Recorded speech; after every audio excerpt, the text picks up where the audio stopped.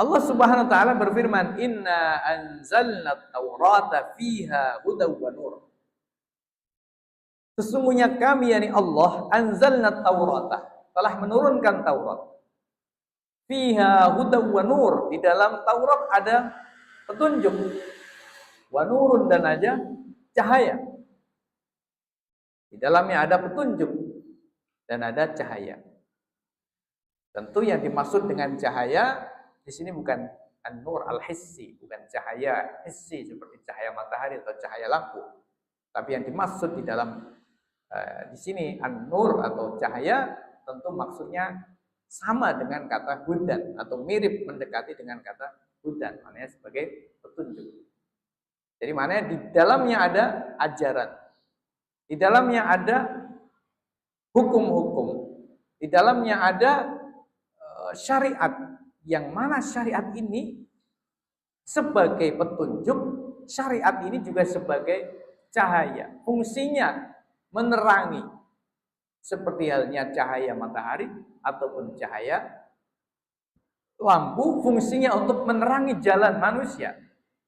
Sebagaimana manusia hidup di kegelapan, dia tidak akan tahu apa yang ada di depannya, bahaya apa yang ada di belakangnya, bahaya apa yang ada di samping kanan kirinya. Apakah dia akan masuk ke dalam lubang atau akan menginjak ranjau atau apa. Ketika dia dalam kegelapan, dia tidak akan tahu semua itu.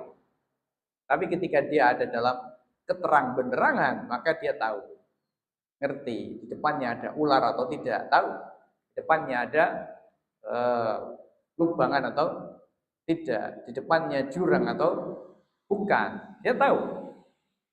Nah, begitu pula orang yang mendapatkan syariat Allah Subhanahu wa taala, dalam konteks ini adalah ya Taurat, ya sama, mereka akan bisa melihat dengan terang karena ada cahaya Allah Subhanahu wa taala. Jadi banyak ayat memang menyebut-nyebut syariatnya Allah ini dengan ungkapan cahaya, dan ungkapan ini alal haq, ya.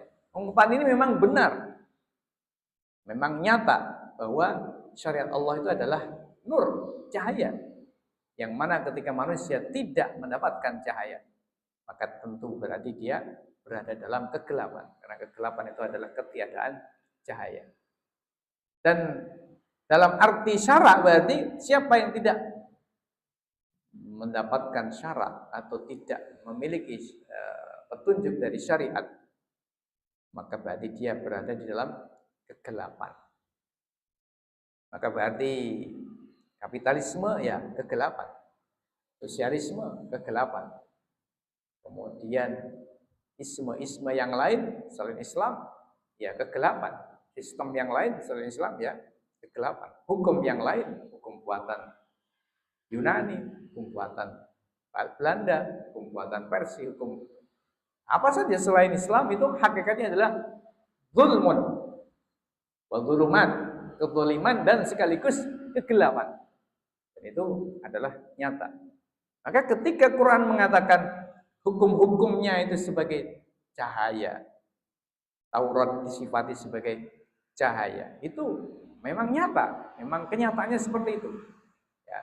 Nah, kita melihat dunia hari ini, dunia di bawah hubungan sistem kapitalisme, dalam naungan sistem sekularisme, sistem materialisme, ya kita melihat kegelapan itu nyata, ya, kegelapan nyata dalam segala bidang, dalam segala aspek kehidupan. Kita melihat kegelapan itu benar-benar nyata, bahkan lebih gelap daripada gelapnya malam.